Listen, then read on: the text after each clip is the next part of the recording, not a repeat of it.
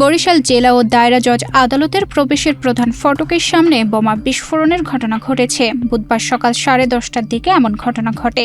এতে আদালত এলাকায় আতঙ্ক ছড়িয়ে পড়ে।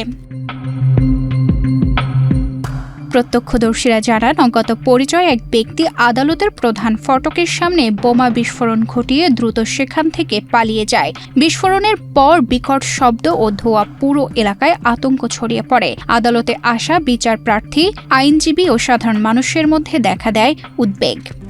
RICL TMX, যুগের পর যুগ স্থাপনা থাকে মজবুত। একটা বিকট শব্দে একটা বিস্ফোরণ ঘটছে, তখন আমি বুঝতেই পারি না কি হইলো। আমি বলছি টায়ার টোয়ার বাস্ট হয়েছি নাকি। তারপর বাস্ট হওয়ার পর আমি দূরে ছড়িয়ে যাই যে আবার যদি কেউ বাড়িটারে এই জন্য নিরাপদে লেগে। তার কিছুক্ষণ পর আমি দেখি নিজে আমি কাদা একাল বুঝিয়ে গেছে আমার টেনশন। ওই দেওয়ালে কাদা কোথা সব জায়গায়। এ ঘটনায় এখন পর্যন্ত কোনো হতাহত বা ক্ষয়ক্ষতির তথ্য পাওয়া যায়নি। তবে কে বা কারা কি উদ্দেশ্যে আদালতের প্রধান ফটকের সামনে বিস্ফোরণ ঘটিয়েছে তা তাৎক্ষণিকভাবে জানা যায়নি।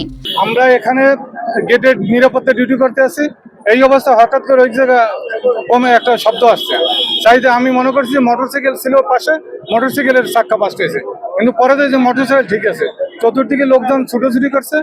এই আমরা আমাদের যে মহিলা পুলিশটা ও আতঙ্ক হয়ে পড়ছে, কারণ ওর মাথায় এই জায়গা লাগছে কাদা, ওখান থেকে আসছে কাদা ছিটে লাগছে। এবং ওই যে ওয়ালে বিভিন্ন জায়গায় কাদা ছিটে গেছে এবং ইর মতো গ্লাস আছে, হলুদ গ্লাস, ওইগুলো ছিটে বিভিন্ন জায়গায় গেছে।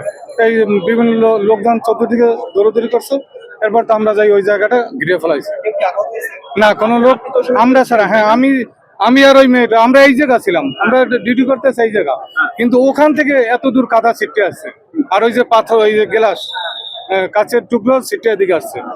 আমাদের ওই মেয়েটার খালি হয়েছে এখানে ছিটে পড়ছে বেশি, আর আমার কম। এই আমার জামাও লাগছিল তো জামাটা ছিঁড়ে ফেলেছে, আর হাতের কাদা আছে। এ বিষয়ে কোর্টের জেলা পুলিশ পরিদর্শক আনোয়ার হোসেন জানান, আদালতের প্রধান ফটকের সামনে বিস্ফোরণের ঘটনা ঘটেছে।